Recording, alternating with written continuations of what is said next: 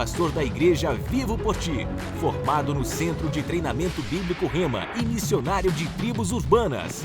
Tem se dedicado em conhecer a Cristo e a torná-lo conhecido, anunciando as verdades do reino de maneira intensa e inovadora. É autor do livro Missional, Missionários em um Mundo de Incertezas, e fundador da Missão Imersão, uma mobilização nacional que visa capacitar o líder cristão para uma vida plena. Seu material está disponível em nosso seminário. Recebam agora, com muita alegria e honra, Anderson Silva.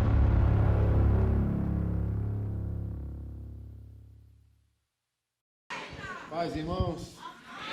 Abra sua Bíblia em Gênesis capítulo 1. E como eu disse ontem, eu quero tratar com você um assunto que foi tratado comigo primeiro. E se eu pudesse dar um título, o título seria Pobreza é Emocional.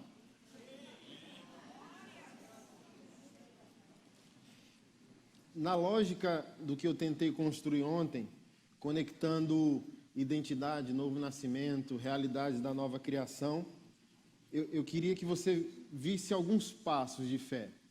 Então, por exemplo, o que a gente chama de realidade da nova criação, a gente pode chamar de identidade, que é a nossa nova personalidade, ou o nosso novo perfil, a nossa nova existência agora em Jesus Cristo. Depois da identidade vem a herança. O que foi proposto para mim, para você, na obra de Jesus Cristo? Eu construo da seguinte maneira: Jesus Cristo foi para a cruz para devolver para mim tudo aquilo que eu seria se Adão jamais tivesse pecado. Se o pecado não existisse, eu seria uma outra pessoa. Por isso que eu disse ontem, Jesus não foi para a cruz para fazer uma maquiagem. Jesus foi para a cruz para resolver o problema. Depois da herança, aperta o cinto, vem o juízo. Virá o juízo. Que é algo que a gente vem conversando desde ontem, está fora de moda. Tem a frase de um teólogo, e eu quero que você tenha maturidade para entender isso. O teólogo disse: eu tenho uma boa notícia, Jesus Cristo está voltando. Eu tenho uma péssima notícia, ele está muito bravo. Então, não é o fato que Jesus Cristo nos perdoou pelo mandato de Deus Pai, que Deus, o Pai, está resolvido com a questão do pecado, porque o pecado é a única persona poderosa na existência que desconfigurou o que Jesus Cristo, o que Deus disse que era bom. Você entende isso? Que nem o diabo, Martinho Lutero disse, até o diabo é o diabo de Deus. Deus não tem inimigo. Se Deus está irado com a força oposta a ele, que desconfigurou você, o objeto do amor dele. Ele criou você para a glória dele. Ele criou você para adorá-lo. O pastor Humberto falou algo no almoço antes de ontem, ou foi ontem, que eu falei, nossa, é isso. Deus não está no céu para nós estamos na terra para Deus. Existimos para Deus. Existimos para a glória de Deus. Mas aquele testemunho que Deus tem ao teu respeito, em Gênesis 1, foi subvertido pelo poder do pecado. O pecado é tão poderoso, e aqui eu não quero exaltá-lo, ok? Que Jesus Cristo, Paulo, disse aos romanos que em Jesus o corpo do pecado é desfeito. Você já refletiu nesse versículo? O apóstolo Paulo está dizendo que o pecado é uma persona.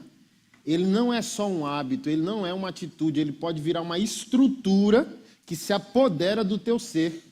Aí você passa a não mais cometer pecado, você passa a ser a personificação do pecado, e isso ganha dimensões catastróficas quando a prática voluntária do pecado se torna iniquidade, que é a personalidade, a deformidade total da tua personalidade. Onde a pessoa tem que contar a 50ª mentira para poder esconder a primeira que contou. Isso já não é mais pecado, isso é iniquidade.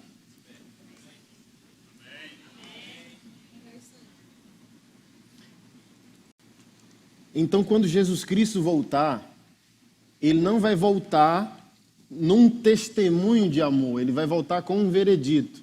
O que você fez com aquilo que não é seu? Graças a Deus que meu pastor em Brasília entendeu. Eu preguei e disse que eu tenho muito medo. Que é uma palavra que nós da fé não fazemos uso constante da palavra medo, porque entendemos o caráter de Deus, que é um caráter bom. Mas quando ele voltar, ele não voltará sugerindo a graça, o amor, o perdão e a bondade. Qual é o nosso problema? Nós achamos que quando um Deus exerce um atributo dele, ele está esvaziando todos os outros atributos. Então, Deus nos amando, ele ainda continua irado contra o pecado. Não esvaziou a ira dele. Olha o que Jesus Cristo disse. Aquele que se manter rebelde ao Filho de Deus, sobre ele ainda repousa a ira de Deus. João foi o discípulo mais íntimo de Jesus, você lembra? O que aconteceu com João quando teve uma visão total de Jesus em Pátimos?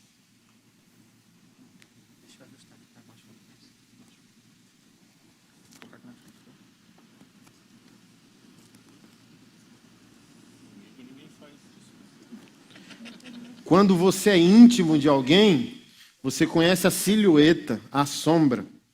Eu que, nordestino, ando meio balançando, quem me ama vê, está vendo lá o tatuado. Ok? Mas João diz que quando teve a visão de Jesus em Pátima, ele disse: que ser é esse? Parece homem, mas não é totalmente homem. É como se Jesus...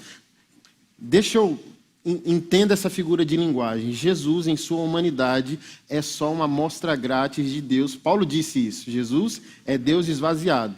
Porque se Jesus fosse Deus, ele é Deus totalmente em sua natureza, mas ele não é Deus totalmente em sua manifestação. Assim como nós, ele passa a depender do Pai. Então, ele é um amostra grátis de Deus. Em Pátimos, Jesus não era uma amostra grátis de Deus, era Deus totalmente. O que aconteceu com João? Cair como morto, fique quieto, fique lá. Eu choro quando eu leio aquela passagem. Toda vez que eu vou avaliar o meu medo de Deus, pode chamar medo, pode chamar temor, pode chamar reverência, pode chamar como você quiser. Quando eu me vejo autônomo, vou mudar de cidade. Eu posso administrar minha agenda itinerante como eu quiser. Compro carro, compro casa, o que eu faço? E é falta de temor, porque a palavra de Deus diz: se ele quiser, macho, você fará isso ou aquilo. Você tem dono.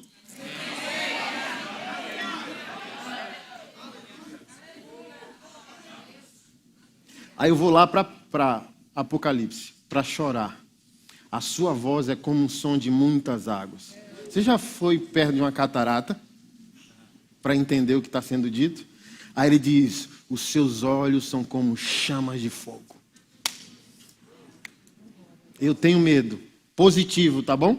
Não é medo negativo, é medo positivo. É tanto amor, é tanta paixão, é tanto temor, é tanto impacto que essa palavra gera em mim. Eu amo tanto essa mensagem que eu não posso chegar diante dele dizendo: eu te amo. E ele perguntar para mim o básico. E qual é o básico? Cadê a Keila? Aí eu respondo na minha imaturidade: o que a Keila tem a ver com o meu amor por ti? Se tu me ama, tu sabe que eu fui para a cruz por amor a Keila. E a Keila, eu mandei você amar o próximo. E a Keila é o próximo mais próximo de ti. Ela habitou contigo e dormiu na tua cama 50, 60, 70 anos da tua vida. Cadê ela?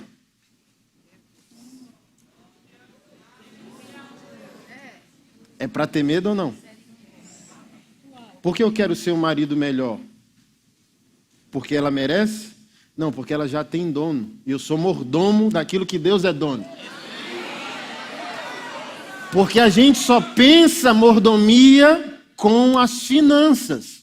Mas nós somos mordomos de tudo aquilo que Deus criou. É a metáfora do Batman. Você é no máximo o Alfred, o mordomo dele. dirige o carro, acessa a conta bancária, mora na mesma casa, tira a onda de herói, mas sabe a identidade secreta do herói, mas no final de tudo você não é esse herói. O herói é ele, a glória é dele. Então eu quero usar isso como essa introdução a esse espaço. Eu preciso descobrir quem eu sou em Cristo Jesus. Ok? Depois que eu entendo quem eu sou, eu passo a entender a minha herança. O que me foi dado gratuitamente no amado. Mas depois que eu receber, começar a viver a altura da minha herança, eu tenho que me preparar para o dia que eu verei aquele que tem os olhos como chamas de fogo.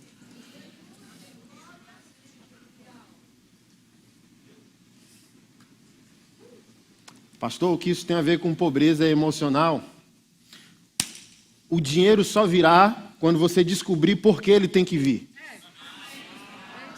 A visão é o trilho da provisão.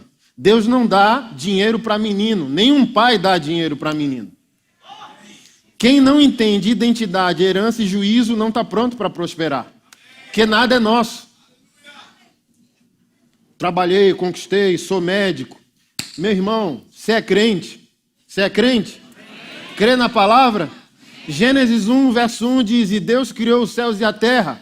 Deixa eu ajudar você. Depois que Deus deu start, tudo que passa a existir é dele. Seu pulmão foi emprestado. O ar que você respira foi emprestado para você. É dele. É dele. Tem dono.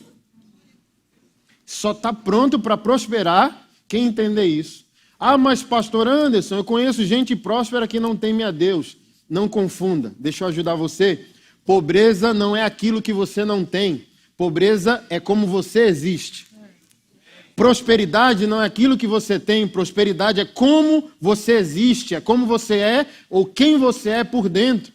Dinheiro é só o que está na sua conta bancária. Prosperidade é aquilo que passa a habitar todas as áreas da sua vida.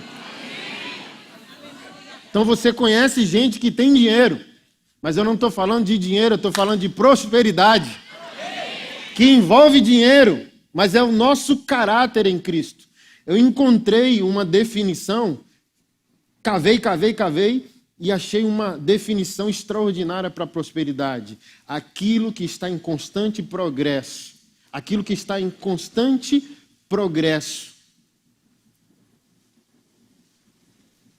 Aquilo que está progredindo cada vez mais. Eu falei, olha aqui, o crente. É o que a gente chama de já e ainda não na teologia. Qual é o já? Você é santo, você sabe disso, né? Aí você pergunta, por que isso aqui ainda não está resolvido na minha vida? Porque é o ainda não. É a resposta que você dá ao já de Deus. Ele fez e não vai fazer de novo. Já.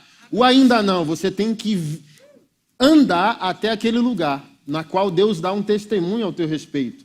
Ninguém aqui duvida de salvação. E salvação é a coisa mais difícil de se crer porque está escrito que é dom.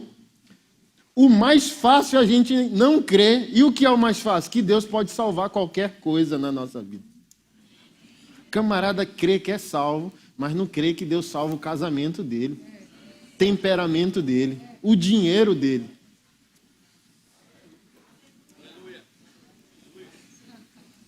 Então, prosperidade financeira tem a ver com juízo. E eu quero transferir isso para você.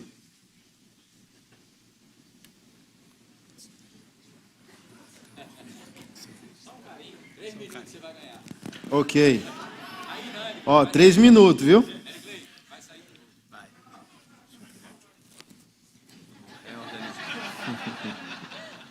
4 minutos. Perdão, pastor. 5. Não pressa não, para não errar tudo. Não tem que voltar. Se eu voltar... Quero. Essa, rapaz. Perdão, pastor. Eu não ouvi aí, o que foi? Sabe qual é o nosso problema? Talvez é o problema que você está enfrentando. Para aquilo que você não reconhece como um problema, Deus não se apresenta como uma solução. Por isso que o interesse da maioria da igreja evangélica é vida eterna. Porque qualquer assunto é administrado com timidez. Não, o dinheiro não é um assunto da cruz. Não, meu casamento não tem nada a ver com a obra de Jesus. Jesus veio para salvar o pecador para a vida eterna. Então, se para você não é um problema, para Deus também não vai ser. Deus só está interessado naquilo que você reconhece como um problema.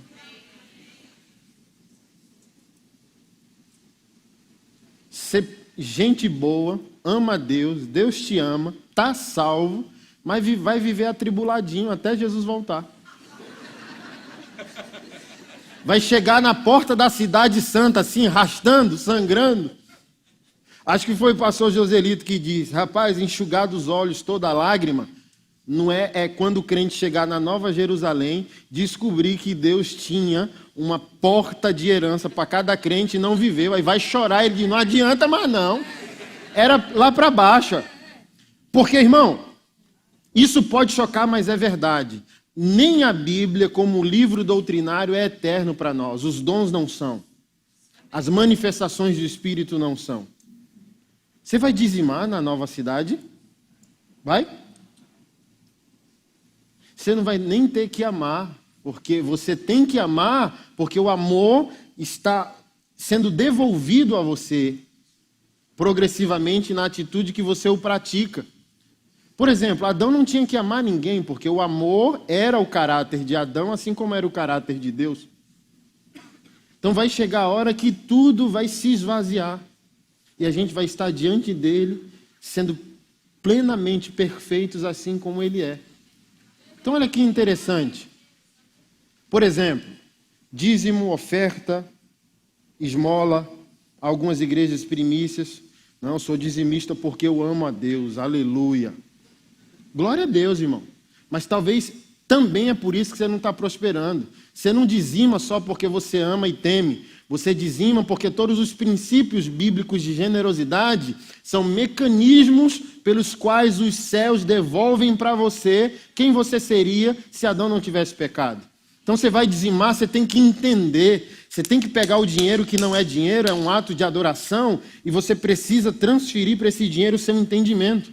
Eu dizimo porque eu amo, eu dizimo porque eu entendi, eu dizimo porque eu amo como Deus ama e amo quem Deus ama, e sei que meu dinheiro vai estabelecer uma reação em cadeia, mas eu também dizimo porque eu entendo, reconheço e aceito que é uma maneira dos céus reprogramar a minha vida em perfeição.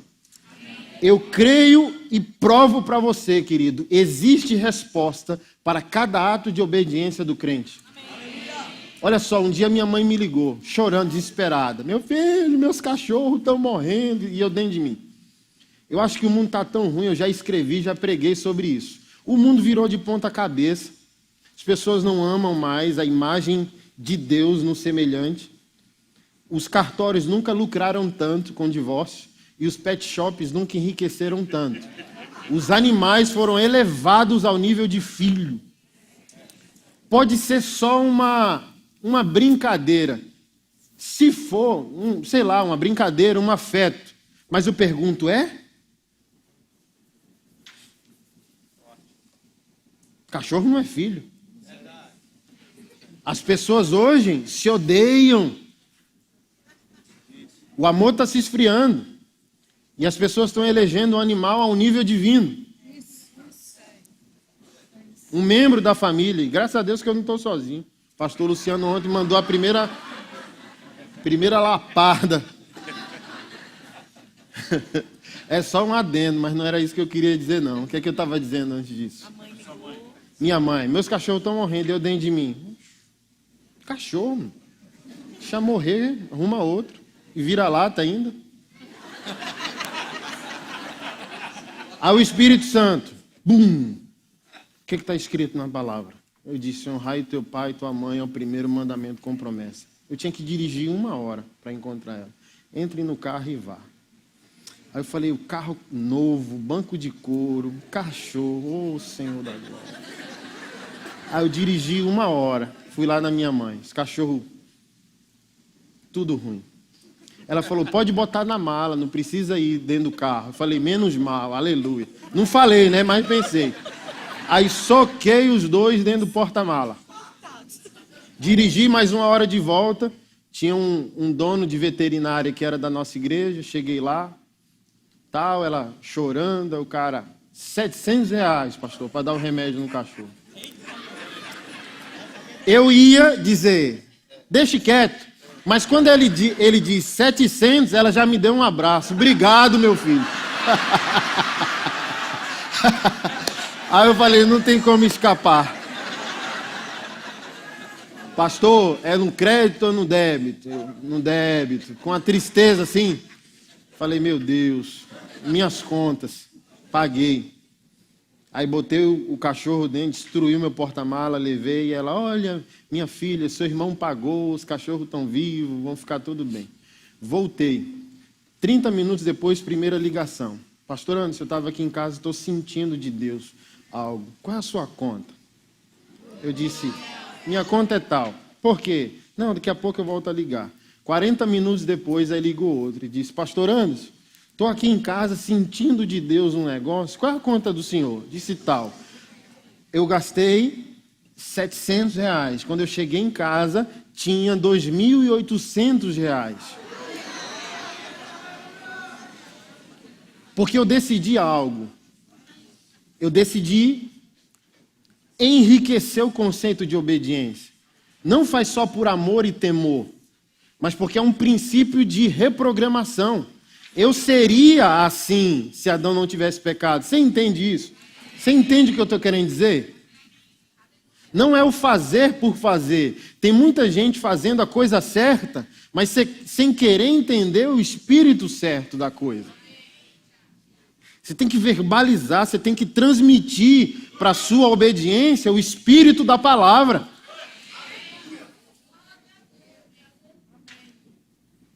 Um dia eu fiz uma oração, aquela do testemunho ontem de 64 mil.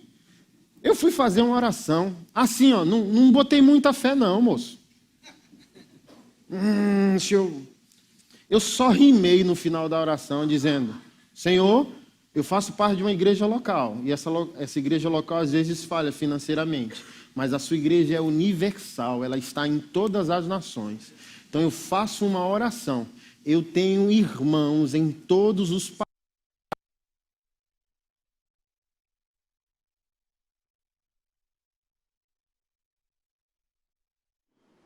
Aí eu falei, ó, Espanha, Japão, Estados Unidos, tal lugar. Fui falando. Eu oro por uma convergência mundial e milionária de recursos, porque eu amo o teu nome, eu só quero que o Senhor se torne famoso. Só citei os países. Você não sabe o que aconteceu. Aí entra um contato do Japão. Pastor, eu sou do Japão. Sua vida me abençoa muito. Posso ser mantenedor da sua vida? Deixa eu pensar aqui. Estados Unidos, Europa, Portugal. Uma modelo de Portugal, famosíssima. Encontrei seu ministério e você transformou minha vida. Posso mandar uma oferta? A irmã dos Estados Unidos, posso. Mas o temor, ele precisa dar um trilho a nós. A gente foca muito, às vezes, na prosperidade, por isso que não chega. Por isso que eu disse, você tem que entender o porquê o dinheiro tem que vir, senão ele não virá. Nesse momento histórico, no qual Deus está, através de Jesus, construindo um novo destino, e na minha concepção, um destino final, haverá só mais um próximo e definitivo avivamento. Jesus Cristo não está tratando com qualquer crente. Não é acepção para salvação, ele nunca fez. Mas você concorda comigo que Jesus sempre fez acepção para comunhão, relação, multidão, 70, 12, 3, poucos amigos, porque quanto mais estreita a responsabilidade, mais há uma seletividade, incredulidade também vem pelo ouvir. Não é só fé que vem pelo ouvir. Então Jesus, o próprio Cristo exerceu um tipo de inteligência. Lembra quando o pai disse, minha filha está morta, ela dorme, olhe para mim, venha, venha. Quando disse, a menina está dormindo, e eles riram. O que Jesus fez? Mandou todo mundo sair. Ficou ele, o pai, João, Pedro e Tiago. Porque as pessoas certas geram um ambiente certo. E o ambiente certo gera milagre!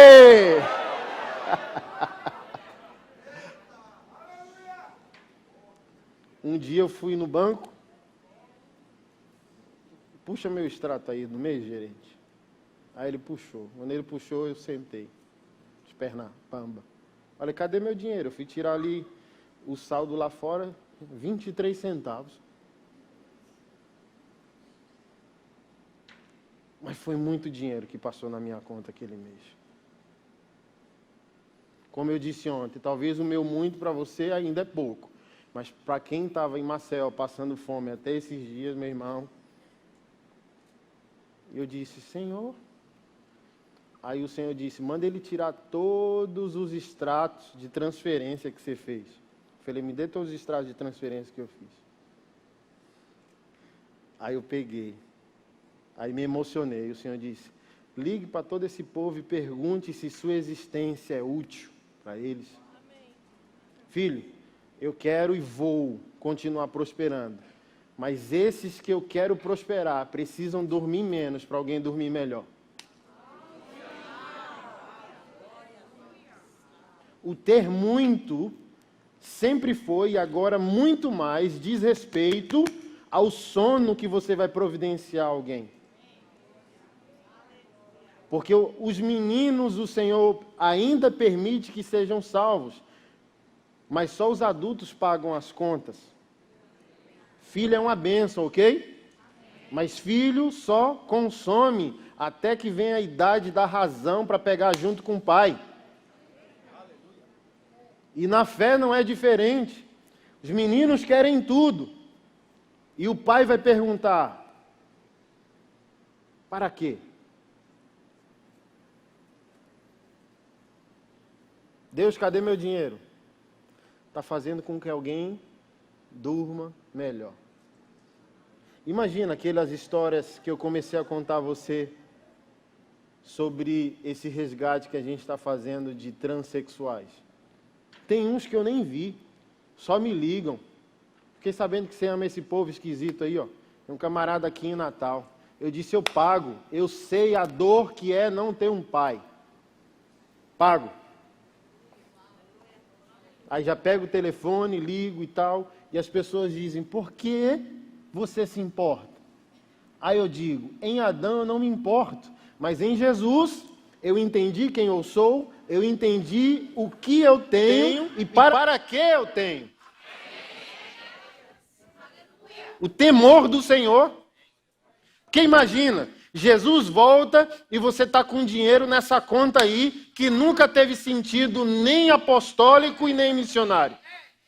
E agora? Não é que você não se programa, não é que você é irresponsável, não é que você não pode ter bens, aplicações na bolsa de valores, poupança, não é nada disso. Não é que você vai virar um hippie em nome de Jesus, ok? Eu tenho 3 filhos e esposa, meu irmão. Eu quero a vida mais excelente que eu puder dar a eles. Não como fruto de minha omissão.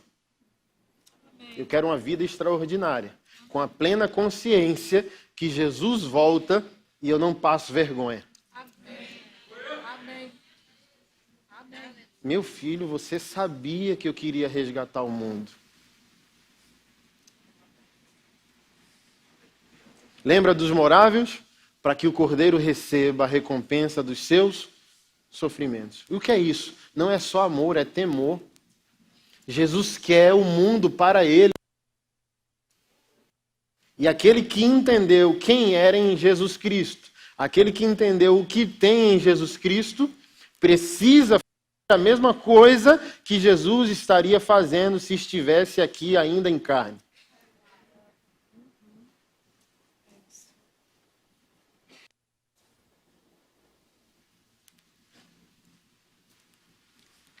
Você está aqui? É que você está fazendo uma conta aí na sua cabeça, né? A conta não está batendo. Deixa eu ajudar você antes de eu ir para o texto. Amanhã, vá no banco e peça o extrato. Pegue um marca-texto desse e diga: marque nesse extrato no meu e o que foi para a glória de Jesus.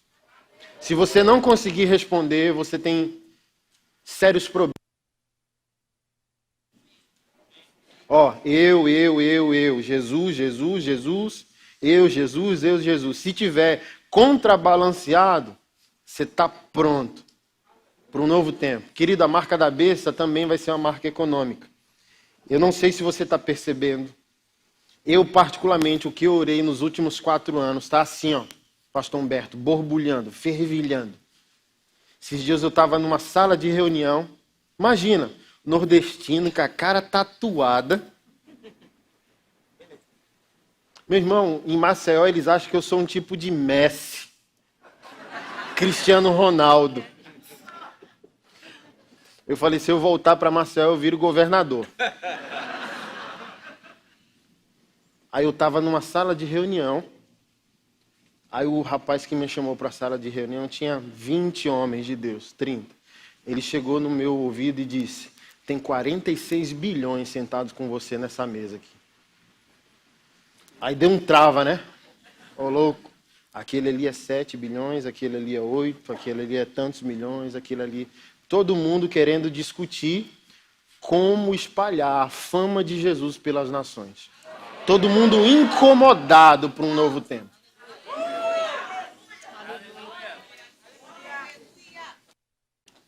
Porque a gente acha que é um tabu, né? O cara não pode ser milionário e crente. Mas tem um deles que tem 2 instituições no sertão nordestino. Com uma ele leva água, com a outra ele assinou a carteira. Imagina, assinou a carteira e deu carro próprio para 150 missionários de carteira assinada. E um dia ele disse, quebrado: Deus, como glorificar o teu nome? Aí Deus disse: seja eu mesmo no sertão, e você vai se surpreender nos próximos anos. Toda essa crise que o Brasil enfrentou nos últimos anos, a empresa dele, se você for pesquisar, eu posso falar depois qual é a empresa, particularmente para você, para não virar polêmica, não parou. O camarada é dono de quase toda a cidade dele. Mas você pega, você passa por ele e você diz: não acredito não. Um homem comum. Um homem de carne e osso, um homem simples. Que entendeu o quê? Identidade, herança, juízo.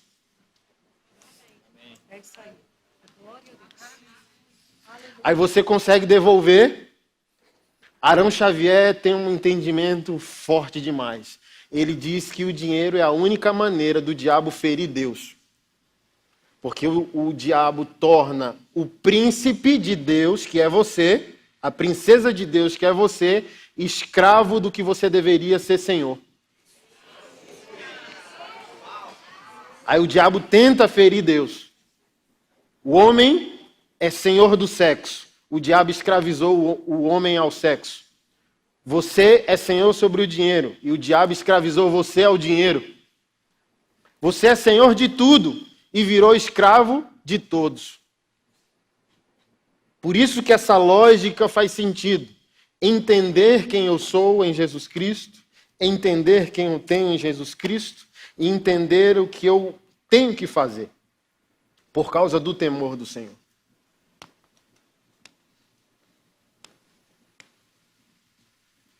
Você abriu em Gênesis 1?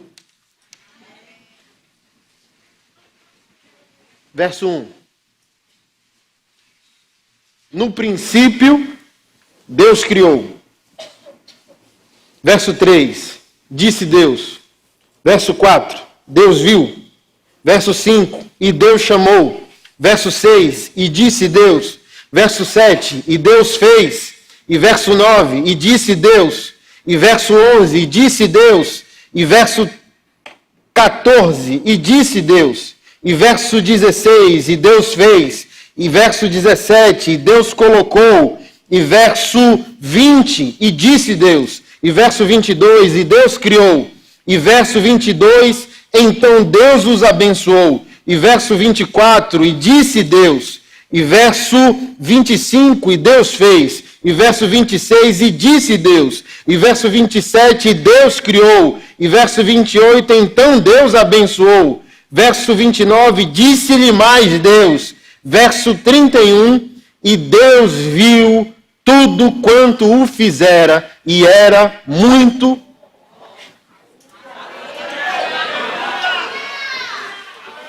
Pastor Anderson, qual é a vontade de Deus para a minha vida? Só leia Gênesis 1.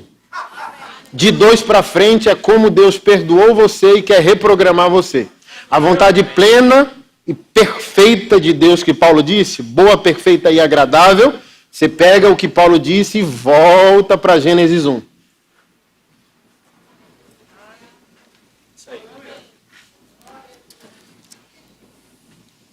E haja doença, está aqui? Haja câncer.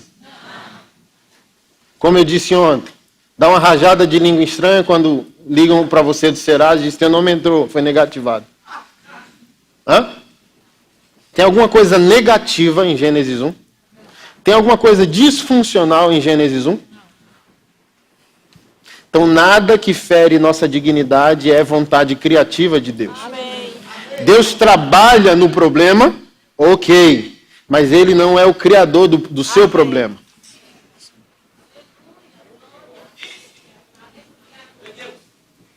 Aqui já passou a rasteira, que eu tenho que entender que é antinatural. Não conseguir pagar as minhas contas é antinatural. Agora eu tenho que me lançar ao caminho. Eu tenho o já de Deus. É uma ponta.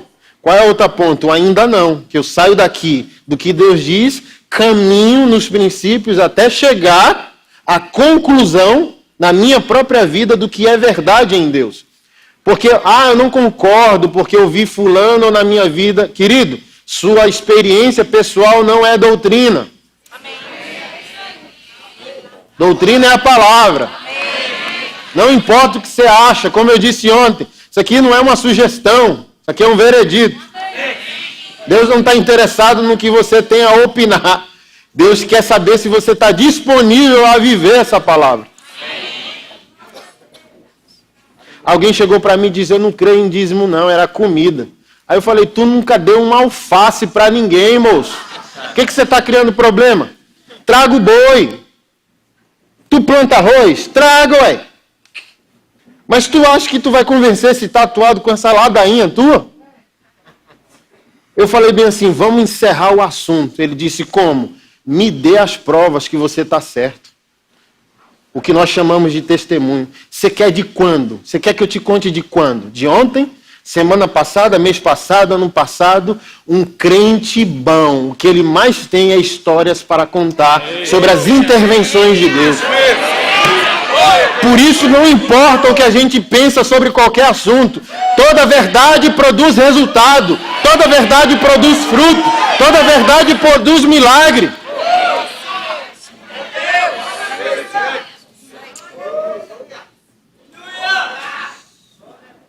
Simples assim. Porque quem está discutindo se dízimo é antiga aliança, nova aliança, não quer potencializar o mais. Olha só, é um absurdo. E isso é emocional. O camarada está em colapso por causa de Adão. Lembra ontem? Gênesis 3, verso 9. Onde estás? Ali iniciou não só um colapso espiritual, mas um colapso social, familiar e emocional. É um bloqueio. Esse indivíduo não alcançou e não quer alcançar o entendimento da nova natureza dele em Deus. Por isso que ele defende seu fracasso dizendo, olha, eu não dizimo porque dízimo é da antiga aliança. Mas não é porque ele encontrou a revelação ou porque aquilo está dando resultado a ele. É porque ele está angustiado nas emoções porque ele não consegue ver frutos. Porque a grama dele é sintética, ele desconfia que a sua não é natural. É um cara abusado. Ó, um dos sinais do espírito de pobreza, que é como a gente pensa, não é o que a gente não tem, como eu disse, é o espírito crítico. Uma coisa é ter opinião crítica, ok? Outra coisa é o espírito crítico. Gente crítica, pessimista, sempre tem uma opinião sobre tudo. Não gostei, olha o fulano, olha o beltrano. Pode observar a vida do indivíduo. Fracasso. O espírito de pobreza não vai só tirar o teu dinheiro. Ele vai tirar a tua unção. Ele vai tirar a revelação da palavra. Ele vai empobrecer teu casamento. Ele vai empobrecer teu caráter. É um espírito, irmão.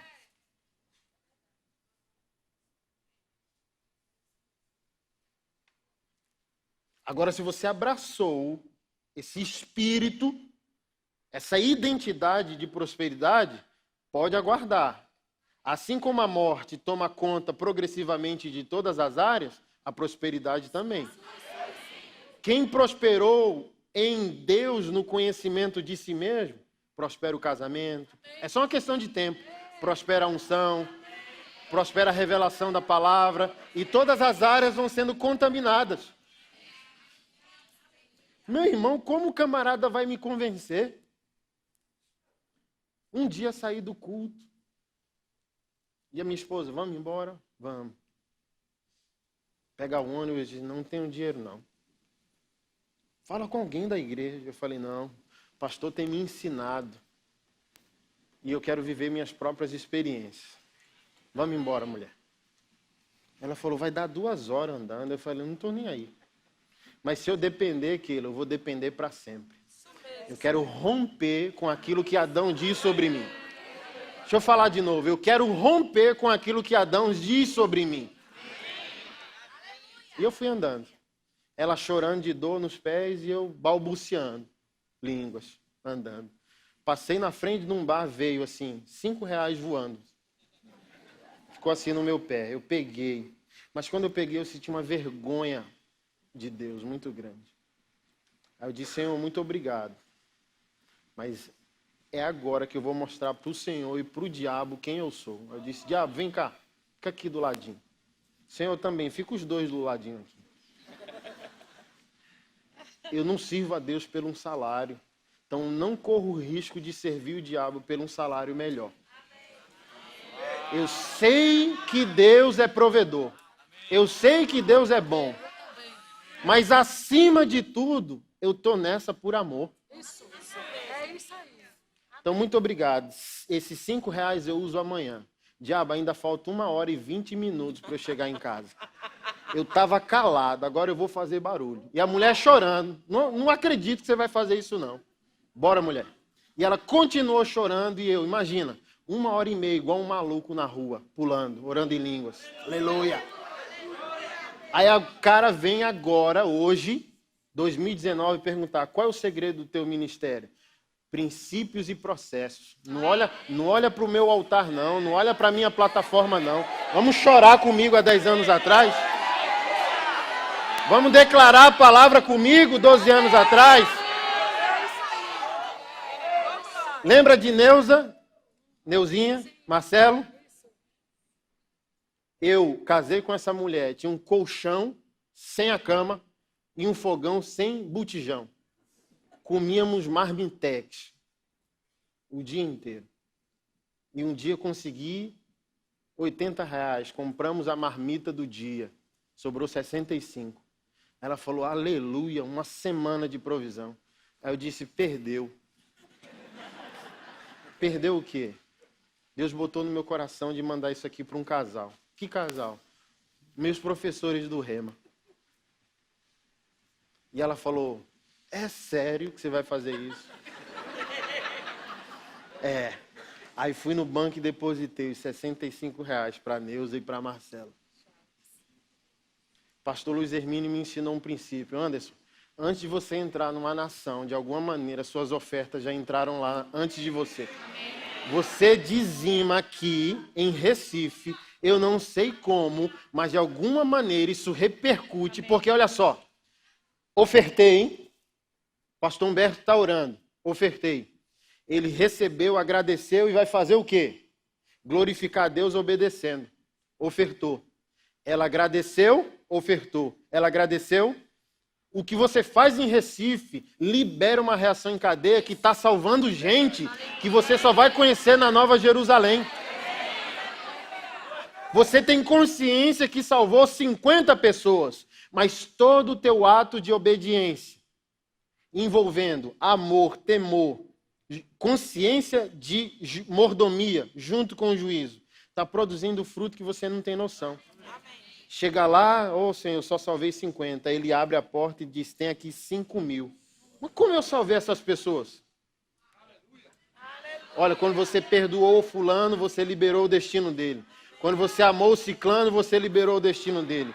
Quando você deu essa oferta para esse camarada, você nem viu. Mas esse camarada se tornou um homem de Deus em outro país. Imagina, nós honramos os homens de Deus. Mas quem aqui já imaginou o galardão de quem converteu esses homens e mulheres de Deus?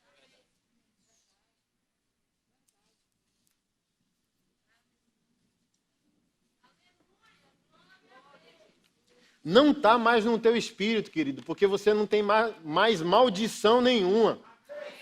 Está no campo das suas emoções, irmão. Por isso que nós somos a religião do livro, moço. Deus não quer falar com a nossa experiência. Deus está falando com o nosso intelecto. Deus está falando com a nossa razão. Ei, macho, renova a tua cabeça com aquilo que eu tenho a dizer a você. Não foi isso? Dá vontade de fazer uma Bíblia na versão nordestina. Pegar Romanos 12. Transformar-vos pela renovação da experiência. Hã? Eu preciso saber quem eu sou. Eu preciso saber o que me foi dado. Amém. E quanto mais eu recebo, eu preciso ter medo para poder administrar melhor. Amém. Quem tem medo se antecipa. É verdade. Sabe qual é um bom conceito de prosperidade, santidade, transformação? Se anteceda aos problemas. E como, pastor Anderson, se anteceda aos problemas? Mudando o comportamento por temor do Senhor. Mas a gente espera o problema chegar para começar a orar e ver se a gente vai obedecer princípios. O camarada dá o divórcio, mas nunca deu a pureza do namoro. Ficou quieto. O cara dá as dívidas, mas no dia da alegria financeira dele, ele nem procurou o Senhor. Orou, o Senhor deu o carro, o camarada fugiu a 200 por hora.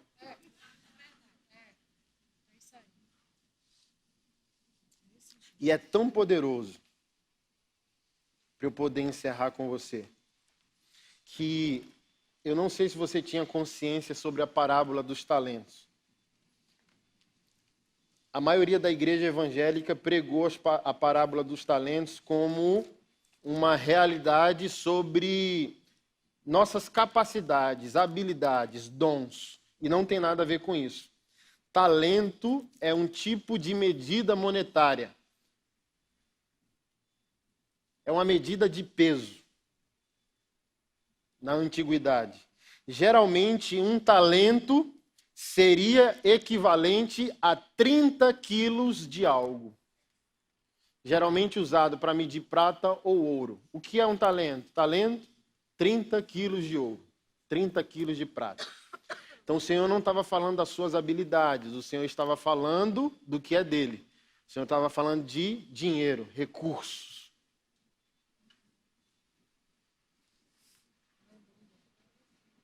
Deu um talento. Um pastor norte-americano tentou fazer convergência atual e ele disse que seria equivalente a mais ou menos 180 mil dólares. Tome aqui, tome 360 mil dólares e tome quase 1 milhão. Estou viajando, quando eu voltar eu quero que isso aqui tenha reverberado, eu quero lucro. E o meu lucro são pessoas transformadas à imagem do meu filho. Deus quer lucrar. Deus quer lucrar vidas. Aos pastores vitimistas. Igreja boa, igreja com 30 pessoas. Querido, o crescimento não é Deus. Mas se não crescer também não é Deus. A metáfora é orgânica. A igreja é um corpo é um organismo e todo organismo saudável cresce. O problema nunca foi quantidade. Sozinho, de Isaías 53, Jesus Cristo construiu uma cidade. Pensamento pequeno não é digno para alguém que é filho de um Deus que está construindo uma cidade. Seu pai está construindo uma cidade.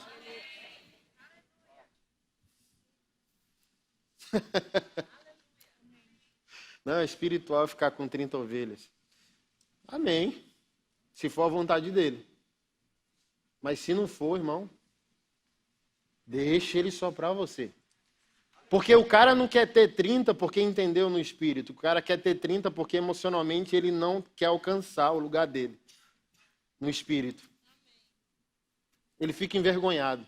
Quem é pastor aqui? Levanta a mão. Se você comprar o carro, uma ovelha vai dizer que você está roubando. Se você não comprar o carro, essa mesma ovelha vai dizer que Deus não está na sua vida. Compre o carro, irmão.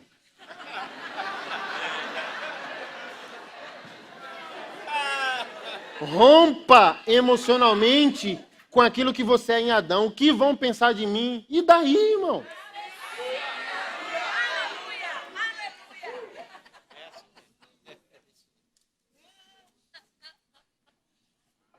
Aí a palavra diz, para eu encerrar.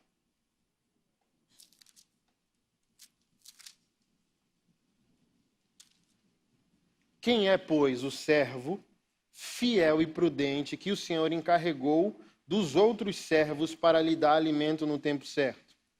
Bem-aventurado o servo a quem seu Senhor, quando vier, encontrar agindo assim. Em verdade vos digo que ele o encarregará de todos os seus bens. Mas aquele outro mau servo disser em seu coração, meu senhor demora a voltar, e começar a espancar seus irmãos e a comer e a beber com os bêbados. Primeiro fundamento do meu encerramento. Essa aqui é a parábola dos dois servos. Em Mateus capítulo 24, verso 45. O Senhor, nessa parábola, ele encaixa várias parábolas que dão algum sentido de paixão, administração e juízo. Por exemplo, a parábola seguinte é das 10 virgens, que fala sobre azeite e lâmpada, fala sobre fervor, expectativa, paixão. Eu estou devotado a algo, eu me adequo. Se você está noivo, você reorganizou a sua vida por causa de um objetivo final. Então, porque você tem uma expectativa, houve uma adequação. A paixão pelo Senhor, sua vontade, sua palavra e sua obra, mexe com as nossas prioridades. É isso que trata a parábola das virgens. Depois das virgens vem a dos talentos, que está escrito que, segundo a capacidade de cada um, ou seja, o indivíduo quis, o indivíduo aceitou esse encargo. Então não é apenas o que Deus quer, é o que você alcançou, é o que você aceitou. É o que você assimilou. Parar de rivalizar com Deus. A partir da sua natureza adâmica. Deixa eu ensinar algo a você. Você não se torna mais que vencedor porque você declara isso. Você se torna mais que vencedor quando você aceita ser mais que perdedor para quem venceu. Enquanto você não perde para Jesus, você não consegue vencer. Aí você fica rivalizando com a sua razão contra ele. Segundo a capacidade de cada um. Então, se um pastor bloqueado acha que é espiritual ter 30 ovelhas, ele não vai alcançar, porque ele está rivalizando com Deus. Ele vai ficar com aquelas 30, uma vida atribulada, desgastado emocionalmente, e nunca vai conseguir romper a vontade de Deus na vida dele. Porque está escrito aqui. As capacidades são a partir daquilo que o indivíduo aceita. Segundo a capacidade de cada um. Ou seja, eu entendi, eu aceito e me desenvolvo para poder reagir melhor àquilo que Deus diz ao meu respeito. A parábola seguinte é das ovelhas e dos bodes. Então a primeira parábola fala de paixão, a segunda fala de administração e a terceira fala de juízo. E o Senhor disse para a ovelha, fique à minha direita. E disse para o bode, fique à minha esquerda. Quando eu estive nu, quando eu estive preso, quando eu estive faminto, Vocês me alimentaram, me visitaram, me vestiram. Ovelhas perguntaram, quando? Bodes também perguntaram, quando? Ok? Tanto para a ovelha quanto para o bode, bem e mal eram involuntários, subjetivos. Eles não percebiam, a ovelha não percebia o bem que ela praticava. Sabe por quê? Porque quando você entende sua identidade, sua herança e o temor do Senhor, você passa a ser quem Jesus seria na terra. Então você não contabiliza o bem que você faz. Você faz o bem e nem tem consciência que está fazendo o bem. Quando você não entende, você faz o mal e nem percebe que está fazendo o mal. Quando você entende quem você é, o que o Senhor te deu e como você tem que viver, você passa a ser um adorador de olhos abertos. A gente acha que o ápice da nossa fé é o domingo à noite, onde nós adoramos a Deus de olhos abertos. Não. O ápice da sua fé é o que você vai fazer segunda de manhã com aquilo que você aprendeu no domingo à noite. Domingo à noite você adorou de olhos fechados. Segunda-feira de manhã você tem que adorar de olhos abertos, vendo em cada oportunidade do seu dia uma chance de tornar Jesus Cristo famoso. Você viu o faminto e o alimentou, você vê o problema e resolveu. Todo problema é uma oportunidade de fazer Jesus Cristo conhecido. Aí faz sentido receber a herança, sim ou não? Porque, e agora eu encerro, diz, quem é o servo fiel e prudente? Aquele que o Senhor encarregou dos seus outros servos para dar alimento no tempo devido. Ou seja, se você é o servo de Deus, você é fiel e prudente. E o Senhor responsabilizou você para cuidar de mim. Então, tudo aquilo que Deus quer dar a você, Deus não quer dar apenas a você, Ele quer também dar através de você. Tudo que o Senhor faz em você e por você, Deus quer fazer através de você. Qual foi a pergunta de Deus para Caim? Cadê o seu? Todo mundo que quer prosperar ou que prosperou e não quer incorrer no juízo do Senhor, precisa entender que se torna responsável pelo irmão. Você é curado por Deus para curar alguém. Deus prospera você para você encurtar a pobreza de alguém. Deus tira você do sofrimento para você ser uma boa notícia para alguém. O servo fiel e prudente, o Senhor encarregou dos outros servos para dar alimento no tempo devido. Mas ele diz, o servo mau começou a beber e embriagar porque achou que o Senhor demoraria. Isso aqui não necessita ser embriaguez objetiva. Olha, foi para o bar, tomou uma pitu, está bêbado. Não. É a falta de temor, viver a vida do seu jeito e não do jeito de Deus. Que é maior embriaguez do que essa, um crente achar que tem vontade própria. Isso é embriaguez. Olha, Jesus está voltando, então eu posso fazer do meu jeito. Se não precisássemos ter temor, por que Ananias e Safira na palavra? O apóstolo Pedro disse, o dinheiro estava sobre o governo de vocês. Não precisava ter mentido, não era doutrina. As pessoas davam tudo por gratidão e um senso escatológico de urgência. Podia ter dito, eu vendi a casa por 100 mil, mas só quero dar 50. Não era doutrina, não era obrigado. Mas vendeu por 100, disse que vendeu por 50 e foi julgado por quê? Gênesis 1, verso 1. E Deus criou os céus e a terra, ou seja, é dele. Não é que Deus vai matar você, mas no mínimo você tem que aprender com esse tatuado aqui uma nova responsabilidade. Ele quer, ele vai e ele já começou a fazer. A pergunta é, essa pessoa que ele vai usar é você? Para dar alimento aos irmãos, resolver o problema da sua cidade. Todo cristão é um missionário, irmão. Para ser um missionário, você não tem que deixar de ser médico e vir para o púlpito. Você é médico Que tal pegar um dia do seu mês e dizimar a Deus atendendo pessoas que não podem pagar o seu preço? Você é advogado? Que tal dar um dia do seu mês para pessoas que não podem pagar seu serviço? Você é dentista? Você está entendendo? Deus deu a você uma capacidade, um dom, um talento, uma moeda. Sua graduação vale quanto? R$500 mil. Se você formou como médico, você sabe o quão caro foi. Mas foi um anseio divino. Ser missionário não é largar isso e ir para a África. Você já é um missionário sendo médico. A sua graduação foi o talento que Deus deu a você na cruz. E você precisa fazer o que com a sua graduação em medicina? Se responsabilizar pelos seus irmãos. Para que Deus não pergunte para você o que perguntou para Caim. Cadê seu irmão? E eu encerro perguntando isso para você. Deus te deu talentos. Ele deu para você algo. Cadê o seu irmão?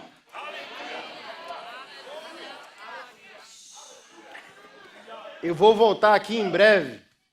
Ainda não tem uns milhões na conta não, irmão. Mas quando eu voltar aqui... Eita, rapaz. Quando eu entendi, eu fiz uma oração. Senhor... eu vou fazer o evento evangelístico mais maluco que o Brasil já viu. Aí Deus disse, qual que é? Eu vou dar 1000 carros. Eu disse ontem, tem 30 dias que eu dei meu último carro. 15 carros em 15 meses. 7 carros em 15 meses. Eu falei, falta 993.